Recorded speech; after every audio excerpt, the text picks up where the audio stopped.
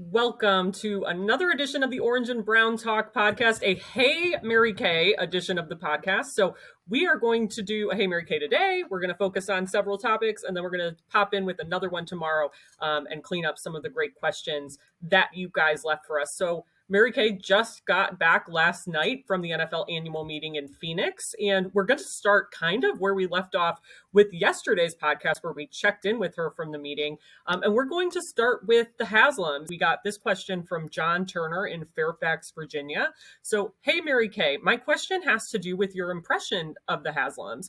I've heard them be described as impatient and maybe short-fused and a little overly involved in organizational decisions, but I haven't really seen them that way anymore. They seem to be slightly, maybe more patient. So what do you think kind of about their demeanor over these years that they've owned the team now? Well, I think it took them a while to figure out that, they really didn't know what they didn't know. And they really had to learn and come up that learning curve and figure out how to assemble a good team in the NFL. And I mean, a good management team, a good regime where the coaches and the front office are all in alignment. It took a while to get there, but they're there now. They understand what that looks like.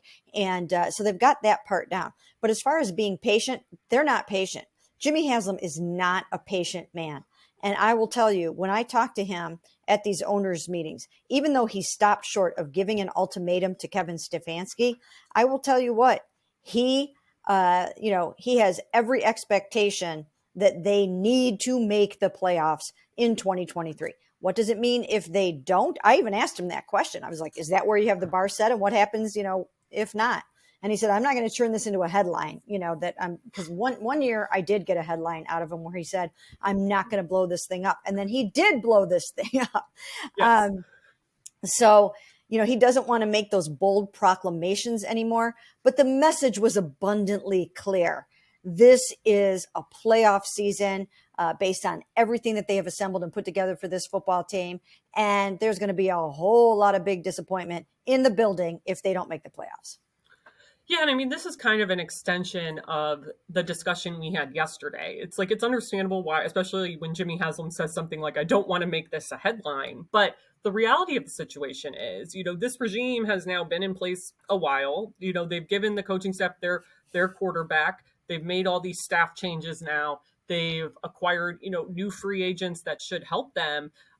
Eventually, even if there's not that ultimatum given, they are going to want to see results, and results given all the money tied up currently, the decisions they made, Deshaun Watson's contract alone, it needs to be a deep postseason run. And I think that's just the reality. Yeah. And you know what, when he's, the way that I wrote my headline, that he didn't give Kevin an ultimatum, it's as close as you can get. Yeah. He just didn't want to verbally state it. And I can't honestly say that I think that if they miss the playoffs that Kevin's going to get fired or that, and something's going to happen with Andrew Berry. I can't honestly say that, but the bar is really set at the playoffs. That's where the bar is set. And, I don't know what the reaction is going to be. I think you have to take each season as its own entity, and you have to take a look at it and break it apart and find out if it didn't go the way you wanted it to, what happened. Did Deshaun Watson miss 8 games with a knee injury or something like that? If that's the case, then maybe you do get another pass for another year. Did they get to the final game and, just missed the playoffs by, mathematically getting eliminated? These are all things that will have to be taken into consideration. But certainly when you're spending that $46 million a year on your quarterback and you have all of these other great players, high picks in the prime of their career, you just can't be sitting at home when the playoffs are going on, especially in the expanded format. All right, so let's move to